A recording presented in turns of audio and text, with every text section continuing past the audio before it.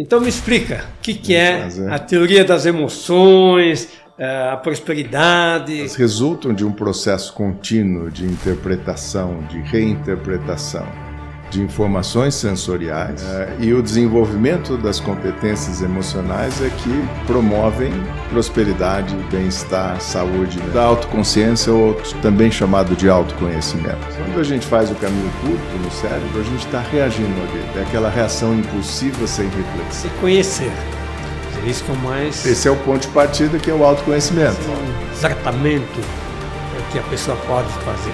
Consultar um psicólogo. Baseado também na logoterapia de Viktor Frankl, judeu austríaco que sobreviveu a 3, 4 campos de concentração nazistas na Segunda Guerra e funda a terceira escola de psicologia. Pessoas que têm um propósito, essa razão maior do porquê ela faz o que faz, elas reduzem o aparecimento do Alzheimer em 2,4 vezes.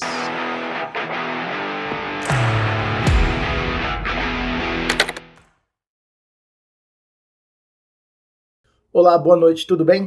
Eu sou o Anderson e esse é o programa Ernesto Responde, com Ernesto Abercor e os seus convidados. Muito obrigado pela sua audiência. Um recado rápido: se a sua empresa estiver precisando de um ERP completo, robusto e que atenda todas as necessidades do mercado, consulte ERP Flex. ERP Flex é a empresa do Ernesto. O Ernesto tem mais de 55 anos de trajetória na área de gestão empresarial. Foi cofundador da Microsiga e cofundador da TOTUS, mas começou lá atrás ainda, na década de 70, com a Siga. Completo, robusto e que atenda todas as necessidades do mercado, ERP Flex. Digita lá, erpflex.com.br. No programa de hoje, uma entrevista exclusiva com Carlos Aldan sobre a teoria das emoções construídas versus prosperidade. Prosperidade é muito mais, é muito além do que aquilo que a gente imagina que cabe no nosso bolso. É muito mais do que dinheiro, é muito mais do que propriedades.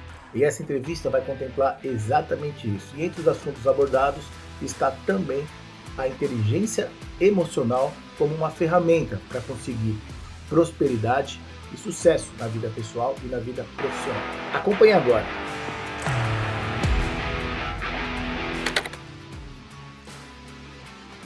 Hoje nós vamos falar de um tema aí interessante, que é a teoria das emoções, né? Inteligência emocional.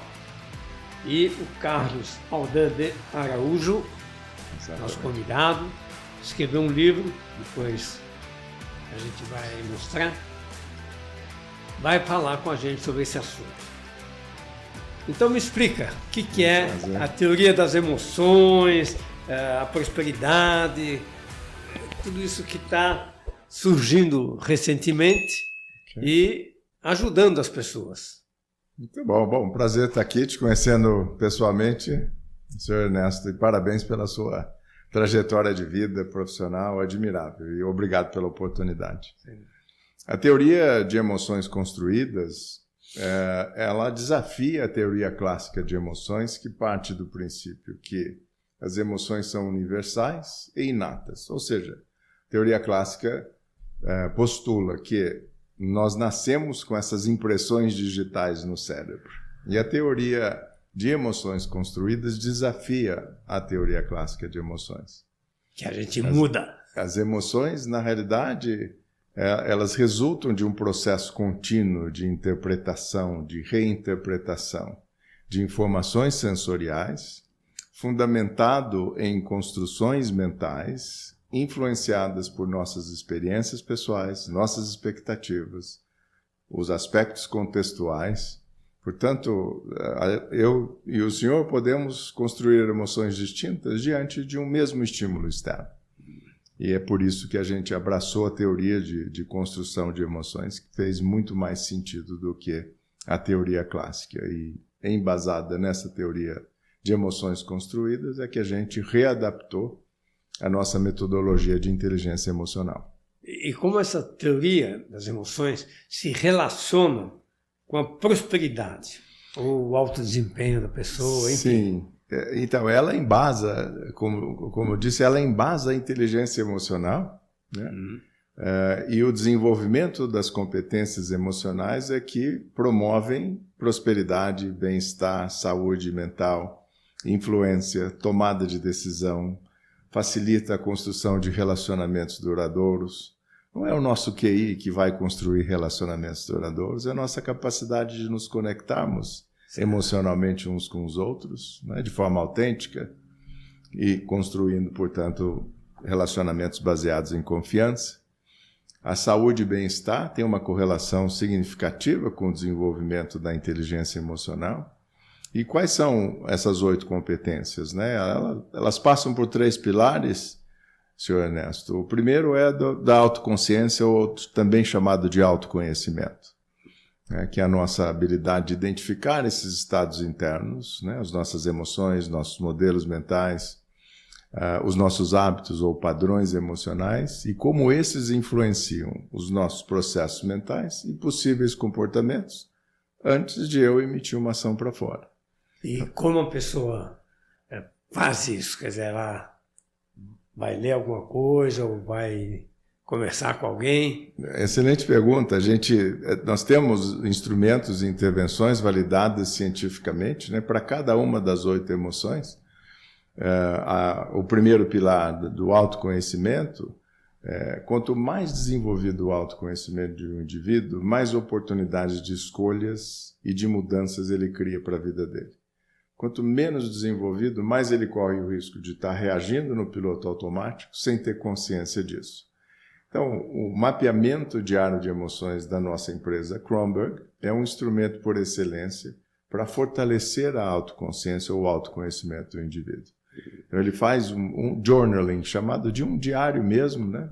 20 minutos antes de dormir, uma retrospectiva emocional do seu dia, registrando os principais eventos, que emoções ele construiu diante desses eventos, a história de vida dele na terceira coluna, que é o mindset, que é o ponto de partida para a construção de emoções. Isso ele faz por escrito? Faz por escrito. Tem gente que me pergunta, posso fazer no chuveiro? Você pode, desde que você tiver aquela caneta que escreve debaixo de água, né? Debaixo d'água. Mas o ideal é que se escreva, se manuscreva efetivamente, porque a apreensão é muito maior, né? Quando a gente escreve, a gente está usando várias áreas do cérebro, inclusive o corpus callosum, né? Que une os 2 hemisférios. E aí ele vai escrever sobre os acontecimentos da vida dele, ou sobre os desejos, qualquer... Os acontecimentos. Os acontecimentos. Os eventos, e ele segue na seguinte lógica, né? O evento, as emoções que ele construiu, o modelo mental deles, nem sempre a gente tem a história de vida, né, para detectar qual modelo mental eu tenho que me leva a construir essas determinadas emoções diante desse estímulo externo, diante desse evento.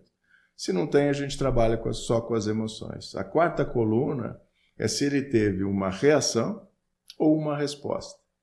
E essa é a grande contribuição da inteligência emocional. Ela nos habilita a respondermos à vida ao invés de reagirmos à vida.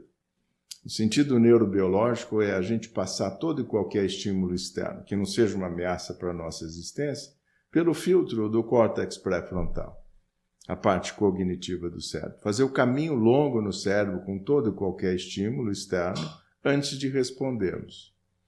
Quando a gente faz o caminho curto no cérebro, a gente está reagindo à vida. É aquela reação impulsiva sem reflexão. Certo. Então, nessa 4ª coluna, ele vai analisar. Poxa, na verdade eu tive uma reação. Respondi de forma mal educada a um colaborador meu, né?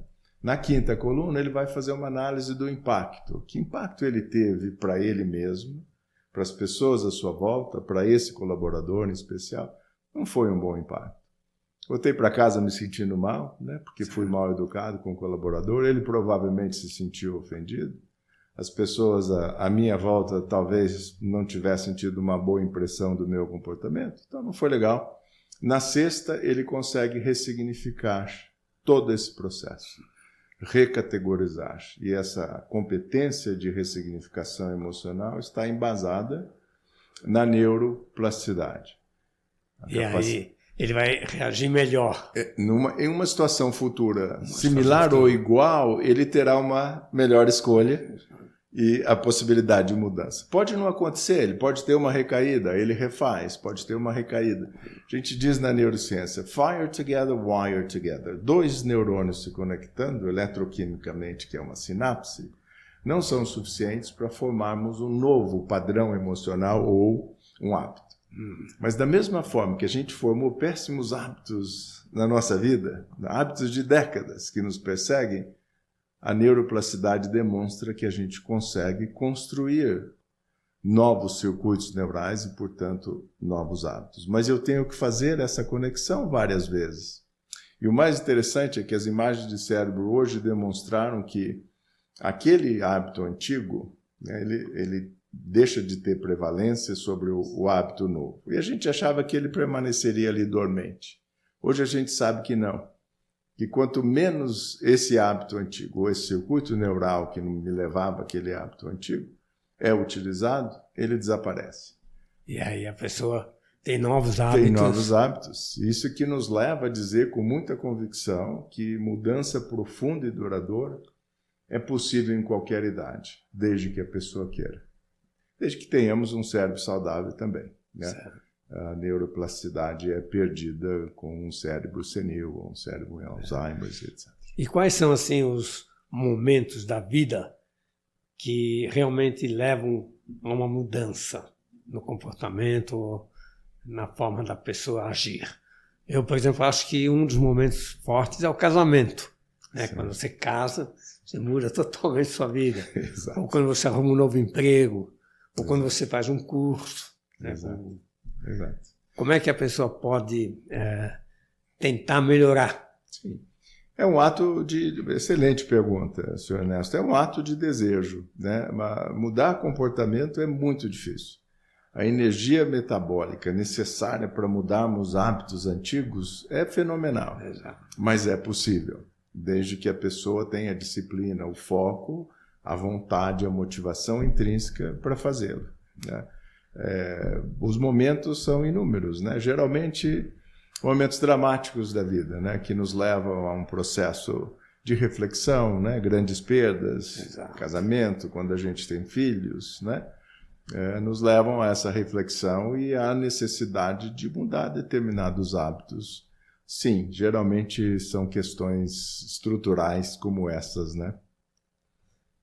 E quais são, assim, as principais ferramentas práticas que o livro oferece para nós, exatamente para conseguir mudar e chegar lá onde a gente gostaria de estar, vamos dizer assim? Sem dúvida. Primeiro, o entendimento e a aceitação, né, de que mudança profunda e duradoura é possível em qualquer idade. Meu cérebro permite. O cérebro... Ele é formado na mulher, no cisgênero feminino, aos 23, 24 anos, né? Que é a última parte do cérebro a ser formada, é o córtex pré-frontal. Para o homem, 24, 25. A gente achava que o cérebro só se deteriorava a partir de então. Uma vez construído, ele se deteriorava. Ele se deteriora. Mas descobriram... mais tarde, né? Lá pelos 80... Não, ele se deteriora a cada dia. A gente perde neurônios todos os dias. No entanto, descobriram, né, 2 áreas no cérebro que têm neurogênese. Tem células-tronco que regeneram os nossos neurônios. Então, desde que tenhamos um cérebro saudável, é possível eu regenerar neurônios. Vou perder, mas eu consigo ganhar também. Então, esse conhecimento é fundamental, adicionado à neuroplasticidade, que é a capacidade de o cérebro se modificar na sua estrutura e na sua funcionalidade a partir de minhas experiências. Então, que experiências eu quero dar para o meu cérebro se transformar na direção desejada? Direção desejada é aquela relacionada às nossas metas, às nossas forças de caráter, nossos valores, a visão que eu tenho de futuro, o meu propósito de vida. Então, as referências são importantes, né, para que eu construa as experiências emocionais conducentes ao atingimento dessas metas. E é possível eu mudar comportamento, é possível mudar os meus hábitos, meus padrões emocionais, graças à neuroplasticidade. As ferramentas, portanto, são de autoconhecimento, Quanto mais eu elevo o meu autoconhecimento, maior a minha capacidade de alinhar minha autopercepção com a forma que eu sou percebido externamente. E qualquer assimetria nos é desinteressante. Se a pessoa é percebida aqui pelo mundo externo e ela se percebe aqui em cima, pode passar uma imagem de arrogância, uma imagem de prepotência, que não vai ser interessante para essa pessoa. É aquela pessoa convencida, né? Convencida, se acham, como dizem os filhos, né? Se acha. E o verso também é verdadeiro. Se ela é percebida aqui, ela se percebe aqui, ela então pode passar a imagem de fraco, de indiferente, que não vai ajudar essa pessoa a prosperar tanto quanto se ela tivesse um melhor alinhamento. E o que é que nos possibilita esse alinhamento? É o desenvolvimento do autoconhecimento, que é constante, é permanente, porque as pessoas mudam, as circunstâncias mudam, a gente muda. Então é um processo contínuo e o autoconhecimento, por meio dessa ferramenta, a gente consegue elevá-lo.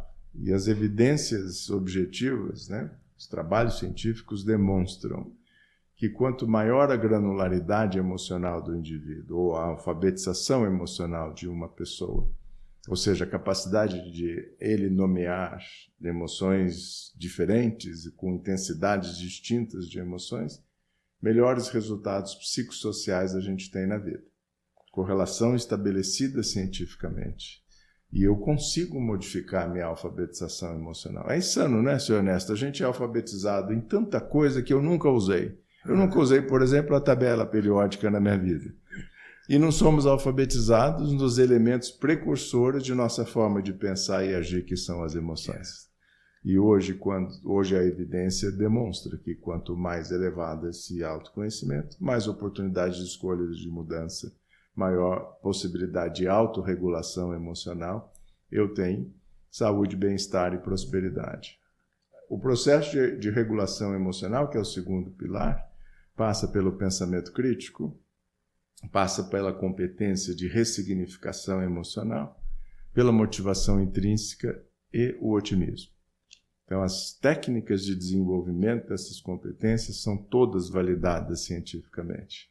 E isso, no nosso processo educacional, nas escolas, poderia ser melhorado? Quer dizer, as escolas, principalmente nos primeiros anos, no pré-primário, depois nos cursos superiores, a pessoa poderia receber mais essas informações do que ela recebe no nosso atual sistema educacional? Indubitavelmente. Hoje nós temos também a evidência científica, né? Trabalhos comparativos de alunos que tiveram a carga de inteligência emocional, ou também chamado de aprendizado socioemocional, aliado ao currículo tradicional, comparados com alunos só do currículo tradicional, desde o pré-primário até, né, o segundo ciclo, que na minha época era chamado de colegial, né? E essa comparação, num trabalho longitudinal, demonstrou que as crianças que receberam o aprendizado socioemocional ou a inteligência emocional no currículo, não é que elas somente tiveram melhor aproveitamento escolar. Tiveram melhor aproveitamento escolar, um percentual muito maior delas adentrou a universidade e as questões sociais também melhoraram dramaticamente. O bullying, por exemplo, é quase zero, essas crianças que receberam a inteligência emocional. E depois, profissionalmente, evidentemente... Maior sucesso, maior prosperidade. Além do bullying, o percentual de evasão escolar de quem recebe a inteligência emocional é muito menor do que quem só participa do currículo tradicional. E o Brasil, nesse ponto, tem feito aí algumas coisas, né, no sentido de melhorar o ensino. Inclusive no setor público, né, introduzir a educação socioemocional, fundamental para a vida, né, fundamental. E com relação às idades, eu estou perguntando isso porque eu já estou chegando nos 80 e estou meio preocupado, assim, que vai acontecer daqui para frente, até quando eu realmente vou poder aproveitar a vida, né? Infelizmente, Deus fez a gente com um limite, Que está aumentando, né? Está aumentando dramaticamente. Você sabe que eu sou parte lá da Singularity University e do programa chamado Abundance 360, Abundância 360, de Peter Diamandis, né, como ele é chamado. E um dos tópicos é a longevidade, além da inteligência artificial, blockchain, etc. É um grupo de pensadores, de think tanks do mais alto nível, né? E hoje já se fala na longevidade de 130 anos. 130. E há grupos que defendem que chegaremos a 180. Né? O recorde atual, se não me engano, é 128 anos. Sem dúvida que a pessoa que vai chegar nos 130 anos, ela já está viva, né? Já está entre nós aí, provavelmente é um jovem, mas ele já está... E o senhor também pode chegar aos 130. Acho que isso é uma coisa que não é tão bem informada as pessoas. Não, e as pessoas estão indo em direção oposta à nossa biologia, né? Brigar contra a nossa biologia não é inteligente. Um dos elementos fundamentais, né, para a saúde, longevidade, bem-estar, prosperidade, são os relacionamentos. Nós somos uma espécie hipersocial. A gente só encontra significado e propósito na vida por meio da conexão emocional com outro ser de nossa espécie. E o que está acontecendo? A gente está se tornando cada vez mais isolado e em solidão. Há estatísticas mencionadas no meu livro que chegam próximo de 30% de solidão, pessoas que se declaram em solidão.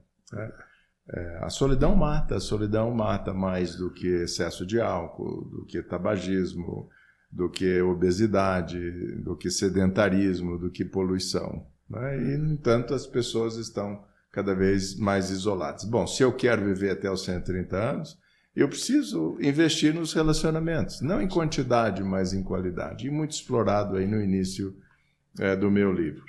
Então, esse é um elemento fundamental para a longevidade. Às 7 horas e meia de sono, pelo menos, né, por noite, fundamental.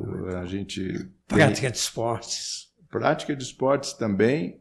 A demonstração de gratidão é uma intervenção validada cientificamente pela psicologia positiva, que tem um impacto no aumento significativo no aumento do nosso bem-estar e na redução dos sintomas de depressão. Então, as intervenções estão aí, né, disponíveis, mas que a grande maioria das pessoas não tem acesso a esse conhecimento. E esse é o objetivo do nosso livro, é o objetivo da nossa organização, demonstrar que, se por um lado a gente vive uma realidade cada vez mais desafiadora, né, na sociedade humana atual, crescentemente desconhecida, incerta, volátil, ambígua. Por outro, nós temos avanços significativos em várias ciências que nos emprestam ferramentas para que a gente possa ter maior saúde emocional, mental, bem-estar e prosperar, ainda que seja nesse ambiente turbulento e disruptivo. Os avanços na biotecnologia são inimagináveis. Para o senhor ter uma ideia, nesse grupo que eu faço parte, o senhor Peter Diamandis disse, olha, não fiquem digitando no trânsito, estejam vivos até pelo menos 2029, 2030, porque nós teremos novidades fantásticas para a nossa longevidade. Não, se forem fazer uma substituição de joelho e de quadril, não façam, esperem até lá. Né? Então, olha quanta coisa vai acontecer, né, positiva, que vai favorecer, né, o aumento de nossa longevidade. Tive a oportunidade de assistir o David Sinclair, que é um pesquisador da Universidade de Harvard. Tem um livro fantástico, né, que ele defende que a velhice é uma doença, que, portanto, ela pode ter cura. Curada. Né?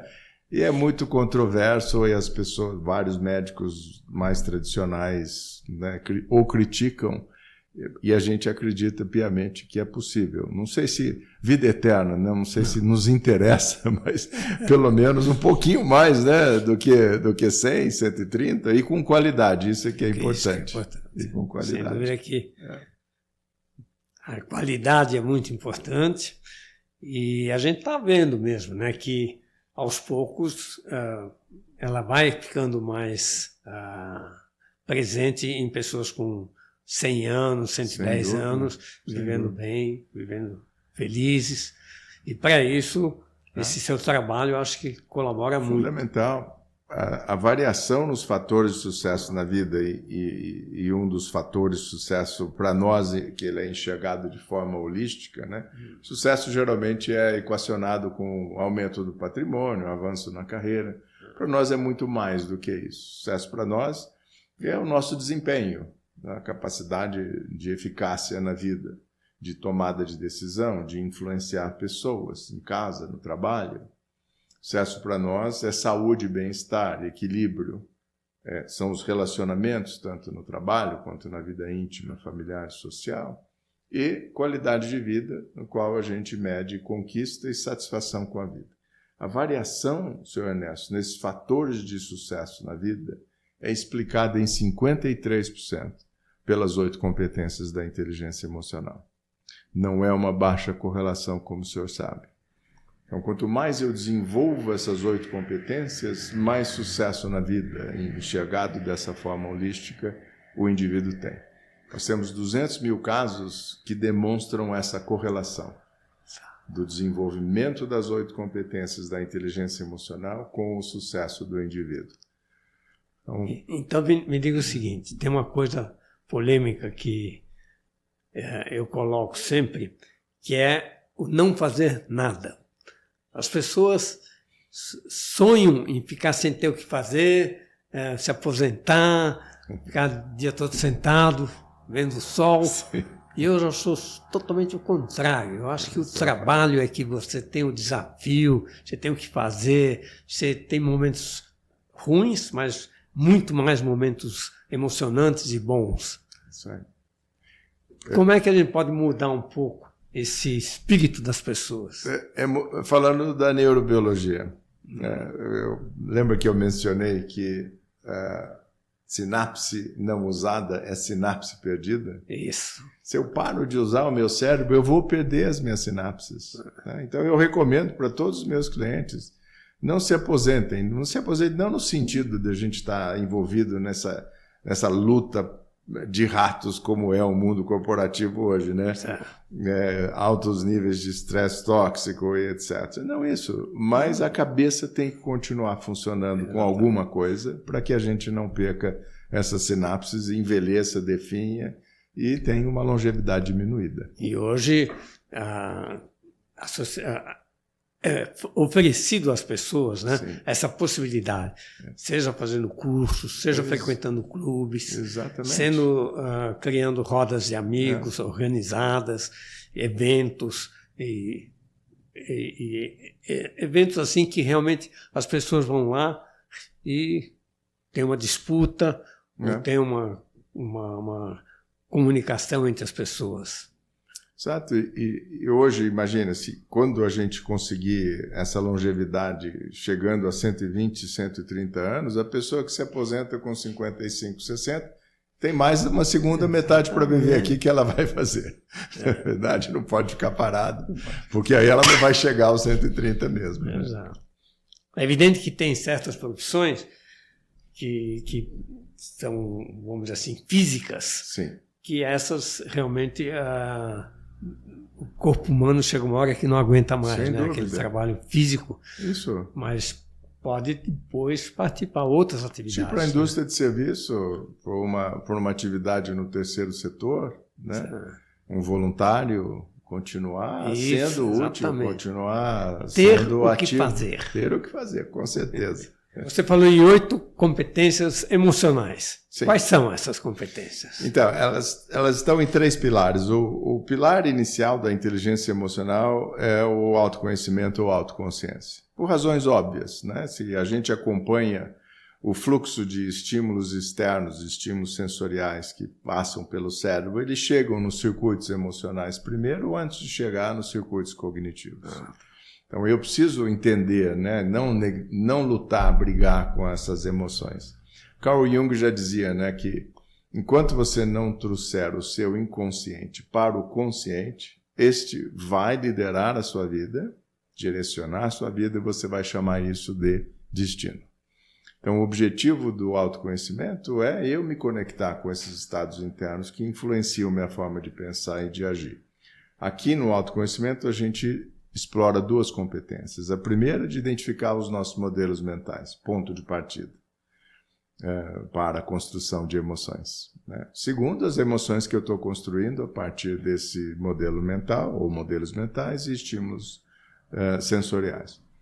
A segunda competência é de eu identificar os meus padrões emocionais ou os meus hábitos, que estão profundamente enterrados lá embaixo, na área subcortical do cérebro, e nos levam a reagir no piloto automático o tempo todo, colhendo os mesmos resultados. Se eu trago esses padrões emocionais para fazer o filtro aqui no meu córtex pré-frontal, eu me dou a chance de escolhas diferentes e de mudanças. Poxa, esse padrão aqui é bom. Por que eu não faço mais uso dele? Esse padrão é neutro. Esse hábito aqui está me impedindo maior prosperidade. Em algum domínio da minha vida. Pode ser no bolso, pode ser na minha relação íntima, social. Na saúde, no meu desenvolvimento pessoal, espiritual, no meu autocuidado, né? Então, esses hábitos, esses padrões emocionais, quando não identificados, vão continuar direcionando mesmo a nossa vida de forma inconsciente.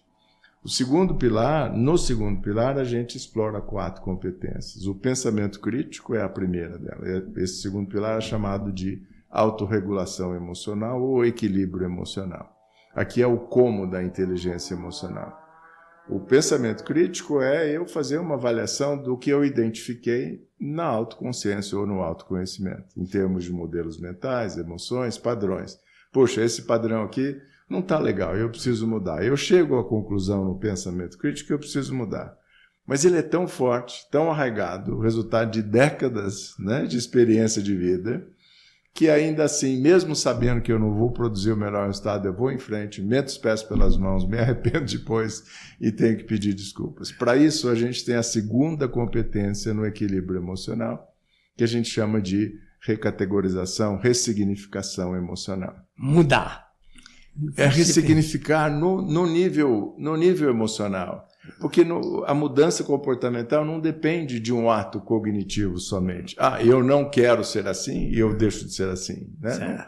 Eu não quero estar deprimido e não teríamos transtornos mentais. É um processo de desenvolvimento de estratégias de enfrentamento das emoções desafiadoras. Como é que eu posso transformar toda e qualquer emoção em um recurso estratégico a meu favor? E essa recategorização, a ressignificação, é possível graças à neuroplasticidade, como falei, e ao fato de que o cérebro não distingue realidade de fantasia. Se, por exemplo, a categorização que eu dava ao medo era de emoção paralisante para mim, ela vai me paralisar diante de desafios, eu não vou ter uma produtividade boa nos desafios. Se eu recategorizo ou ressignifico o medo como um aviso para preparação, é isso que vai acontecer, só que eu tenho que fazer essa conexão várias vezes. A terceira competência na autorregulação emocional é a motivação intrínseca, não extrínseca.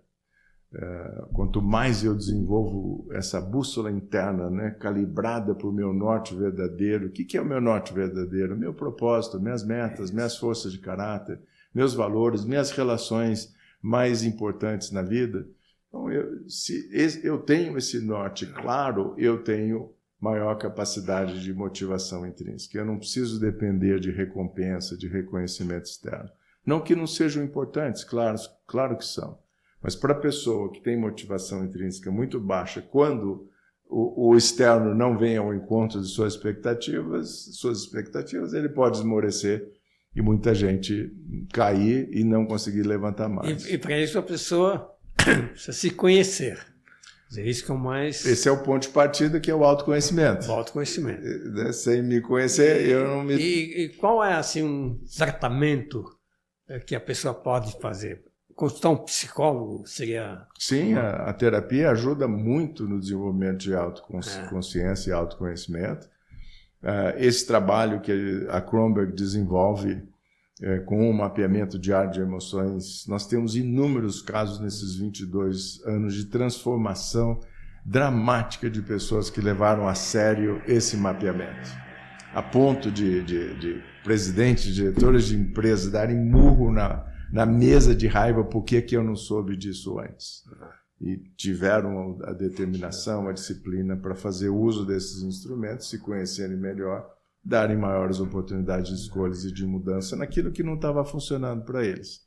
E, por último, na autorregulação emocional, é o otimismo. Essas duas competências são fundamentais no sentido imediato para eu dotar essa ressignificação de mais determinação, de sangue, glicose e oxigênio, para que ela vá na direção do que eu espero de resultado dessa interação. E no sentido existencial, são duas competências fundamentais. Não se pode imaginar uma vida sem retrocessos, sem decepções, sem grandes perdas. Se eu não tenho motivação intrínseca, eu não tenho otimismo, eu posso cair e não ter a capacidade de levantar, sacudir a poeira, dar a volta por cima e recomeçar, né? Então, são duas competências fundamentais. As últimas duas estão na consciência social, ou na autodireção, também chamado. É a empatia e o propósito individual. A empatia, para nós, tem 3 dimensões. Ela não é só eu me colocar no lugar do outro. Tem a dimensão cognitiva, eu inferir seus pensamentos nesse momento. A dimensão emocional, inferir suas emoções. Mas a gente só fecha o ciclo da empatia na definição da Kronberg se eu valido o que eu inferi cognitivo e emocionalmente. Vou dar um exemplo prático. Eu posso inferir que Maria tenha razões lógicas para precisar de um ombro amigo. Eu posso inferir que as emoções de carência que ela esteja experimentando nesse momento. Mas se eu não ofereço um ombro amigo para ela, eu não fechei o ciclo da empatia. Então eu preciso validar aquilo que eu identifiquei. E quantas vezes a gente nota, né, que determinadas pessoas, até mesmo queridas e íntimas nossas, estão precisando de alguma coisa, mas a gente está tão ocupado que a gente deixa de validar aquilo que a gente identificou. Empatia tem sido considerada um dos mais potentes antídotos aos transtornos mentais. Empatia. Quanto mais eu desenvolvo a empatia, mais eu me conecto com as pessoas. O que acontece nessa conexão, né? E nessa doação? Quando eu faço um bem para alguém, as áreas de recompensa e prazer no cérebro ficam mais ativadas em quem fez do que quem recebeu. E essas áreas liberam quais hormônios, neurohormônios? Dopamina, serotonina, endorfina e ocitocina, que são os chamados hormônios do bem-estar. Por isso que a pessoa que se doa, que faz o bem para os outros, aqui é quando a neurociência se encontra com as boas religiões, né, que praticam a caridade, praticam o bem no mundo, essa pessoa é mais beneficiada de quem recebe. Ela às vezes acha que não tem a capacidade de ajudar um outro, de fazer alguma coisa positiva. Sim. Então ela se esconde. Se esconde. E aí, isso que você está falando, eu acho que enaltece o pessoal a realmente agir. Agir e construir a sociedade que a gente gostaria de ter e não estamos tendo, né?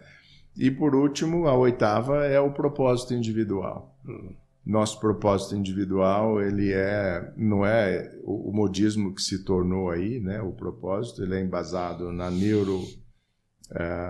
biologia, que estuda pessoas propositadas, que têm um propósito claro, que serve de orientação para suas decisões no dia a dia e decisões estruturalmente importantes, e embasado também na logoterapia de Viktor Frankl, judeu austríaco que sobreviveu a 3, 4 campos de concentração nazistas na Segunda Guerra e funda a 3ª escola de psicologia, ele defendia a ideia de que mais do que prazer, primeira escola de psicologia Freud, mais do que supremacia e poder, segunda escola de psicologia Adler, ambos alemão e austríaco, né? Ele defendia a ideia de que, em última instância, a maior necessidade que nós temos como seres humanos é de encontrar um significado e um propósito para a nossa existência. E aí ele ele funda a terceira escola, chamada logoterapia, a terapia de significado e propósito na vida. E a gente utiliza os achados da logoterapia para ajudar o nosso cliente a detectar e construir um propósito individual. E a neurobiologia demonstra, senhor Ernesto, por estudos comparativos, como mencionei, né, de pessoas propositadas com pessoas que não têm um propósito, os seguintes benefícios. As pessoas que têm um propósito, essa razão maior do porquê ela faz o que faz, elas reduzem o aparecimento do Alzheimer em 2,4 vezes, comparados com quem não tem. Reduzem os riscos de derrame cerebral em 27%, os distúrbios do sono em 16%, os marcadores inflamatórios no corpo em 57%. Não é a Kronberg que está dizendo isso, é a neurobiologia. O trabalho científico está lá disponível para quem quiser, demonstrando a importância de um propósito bem construído e descoberto. Não é um exercício intelectual, né? É um exercício intelectual e de descoberta também, que tem que reunir as nossas relações mais íntimas, nossos sonhos mais íntimos, nossas metas, nossas forças de caráter, os nossos valores, numa declaração que faça sentido para essa pessoa. E há 5 critérios fundamentais para que a gente tenha esses benefícios demonstrados, né, de uma pessoa propositada. O primeiro critério é que um propósito bem construído, ele tem que envolver vários domínios da nossa vida. Não pode ser só no bolso, no financeiro, não pode ser só nos meus filhos, não pode ser só na minha família, ele tem que envolver vários domínios. O segundo critério é que ele tem que nos energizar, tem que tirar a gente da cama, principalmente naqueles momentos de fragilidade emocional, confusão mental. Eu penso no meu propósito, ele me energizou, está correto. Energizou, deixa o exercício de lado e volta no dia seguinte para fazer essa tentativa. E há uma metodologia nossa da Kronberg para ajudar o indivíduo a detectar e construir seu propósito. O terceiro é que ele tem que ter um impacto externo. Tem que ser voltado para os outros. Daí os benefícios neurobiológicos, porque eu estou, toda vez que eu faço algo por alguém, eu estou recebendo, eu estou ativando os neurohormônios do bem-estar, para mim, certo? O quarto é que ele permanece incompleto durante a nossa vida, que é um pouco contraintuitivo, né? Porque a gente está tão acostumado com metas, tem que ser cumpridas para partir para a próxima. O propósito bem construído e descoberto não termina nunca. Você acha que, analisando isso tudo que você falou, o Brasil é um país bom para se viver? Porque eu tenho visto tantos jovens que saem do Brasil e vão viver em outros países e depois ficam falando que, nossa, é muito melhor do que o Brasil e tal, enquanto que eu acho que o Brasil é um país adequado, é um país de felicidade, é um país que as coisas acontecem naturalmente, todo mundo é amigo. Eu concordo totalmente com o senhor. O Brasil é um país absolutamente fantástico. Não é porque a gente vive momentos dramáticos e de novo, contrários à nossa expectativa, né, de uma sociedade mais justa, de maior desenvolvimento e prosperidade, que a gente vai jogar fora os atributos que esse país tem.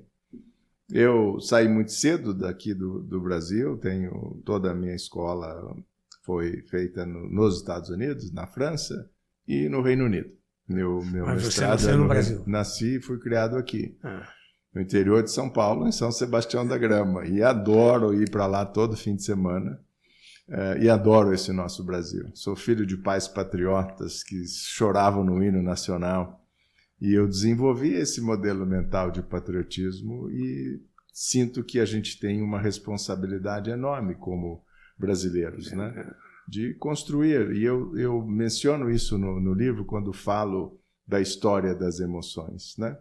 As emoções são resultado dos aspectos contextuais, como eu falei, autobiográficos, de inputs sensoriais do meu corpo, e, ao mesmo tempo, elas influenciam o contexto, né? E isso está explorado no meu livro. Elas se retroalimentam, em outras palavras, né? Elas resultam do contexto e, ao mesmo tempo, influenciam o contexto. Então, que emoções imaginem se a gente se juntar, esses 8 bilhões de pessoas, né, gerando emoções conducentes à criação, a modelarmos uma sociedade mais justa, mais equânime, mais compassiva e mais empática, o que a gente não conseguiria? E está acontecendo o contrário, né? A emoção mais prevalente, que fizemos uma pesquisa com 25 mil pessoas, a Kronberg pesquisou 25 mil pessoas nesses últimos 3 anos no Brasil, a emoção que mais apareceu foi a ansiedade. Ansiedade. O brasileiro, por incrível que pareça, é o povo mais ansioso no mundo. Nossa. Né? Então, temos desafios? Com certeza tem, mas que país não tem? Nós temos muito mais atributos que desafios, e os momentos dramáticos que a gente vive hoje vão passar. Nada dura para sempre. Exato. E aqui nós temos um clima espetacular. Fantástico. Terra à vontade. E um povo bom. Um povo bom. Bom trabalhador. Uma natureza exuberante. Né? E a gente tem que respeitar o trabalhador brasileiro. Imagina, passa 2, 3 horas no trânsito, em transporte público para ir e voltar do trabalho, senhor Ernesto. Paga suas contas, não é verdade? O povo é bom. É que a gente tem uma meia dúzia de porcaria que atrapalha, né? E bate o bumbo mais forte. Eu acho que a educação, infelizmente, ela não é proporcionada a todos. Então tem um grande volume de pessoas que realmente não concluem, vamos dizer assim, o processo educacional. E aí se perdem. Não? Mas está disponível, né? Está disponível. Hoje todo mundo tem um telefone. Então, me fala um pouco sobre esse grupo, né, de empresa, o grupo Kronberg. Kronberg. Fala aí, sotaque alemão. Exato. É uma cidade perto de Frankfurt, né? Na região chamada Taunus, as colinas de Taunus ali. Kronberg é uma empresa de desenvolvimento e treinamento, atuando no Brasil, América Latina, Estados Unidos e na Ibéria há 22 anos. Nós temos programas fantásticos de upskilling de liderança, programas de venda e atendimento a clientes baseados na neurociência para o profissional de linha de frente. Então a gente trabalha todas as hierarquias da organização e com um posicionamento muito definido desde 2002. E são presenciais? São presenciais, híbridos, a forma que o cliente quiser. Tá. Que quanto mais você cuida do lado humano e saudável da organização, mais lucro ela tem. E as empresas insistem em criar miserabilidade no ambiente de trabalho e a gente quer demonstrar que não precisa ser assim. E passo grande parte do tempo no meu livro tentando demonstrar isso para líderes. Eu posso cuidar do ser humano e ao mesmo tempo cobrar resultado. Mas só cobrar resultado não está nos levando a bons resultados. Estamos destruindo o planeta, destruindo o capital humano, os níveis de transtornos mentais são elevadíssimos no mundo corporativo hoje, está chegando a um nível insustentável. Então, podemos e devemos mudar, e a Kronberg traz os instrumentos, o desenvolvimento das competências necessárias para produzirmos resultado, sem pagar esse custo para as relações sociais e para a nossa saúde emocional e mental. E a pessoa que quiser fazer o curso, como é que ela pode agir? Os cursos hoje são, na maioria, estaremos digitalizando vários dos nossos cursos para disponibilizar para a pessoa física, mas hoje, essencialmente, nós trabalhamos no B2B, né? São cursos in company que a gente faz, exatamente. E o programa de desenvolvimento continuado. Uma ação pontual não muda ninguém. Tá. Nem gera resultado para a empresa. Como é que a pessoa pode adquirir esse livro? O livro está disponível na editora Matrix, Matrix. Matrix está disponível também na Amazon, tanto na versão digital quanto em papel, e nas livrarias, nas principais livrarias. Sim. Prospere com inteligência emocional no mundo em desordem. Pessoal, vale a pena ler esse livro. Vou ler também. Muito bom. Falando em livro, eu vou lhe dar 2. Eu já escrevi livros técnicos, Mas aí chegou um dia, eu falei, vou escrever um livro um pouco sobre minha vida, Que legal. ou como chegar lá, dicas de como chegar lá. É um livro que conta a história desde a minha infância, na escola, depois no trabalho, a SIGA, que veio com a SIGA, hoje é a TOTUS, e os 10 princípios do NETAS, Natureza, Educação, Trabalho, Amor e Saúde. Tá vendo? Olha, muito obrigado. O senhor sabe que eu estava folheando o livro, li parte dele lá embaixo e também do seu pai. O senhor já nasceu com inteligência emocional, viu? Parabéns. Esse livro aqui a gente escreveu, depois que ele faleceu, com fotos de São Paulo, Rio, Santos. E é um livro que também mostra um pouco dessa profissão de fotógrafo.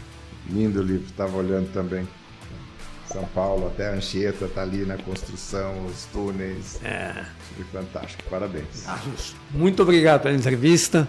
Tenho certeza que o nosso pessoal vai aproveitar muito o que você nos colocou aqui, todo esse conhecimento, e espero encontrá-lo outra ocasião nessa nossa vida corrida. Vai ser um prazer, eu que agradeço a oportunidade. Muito obrigado.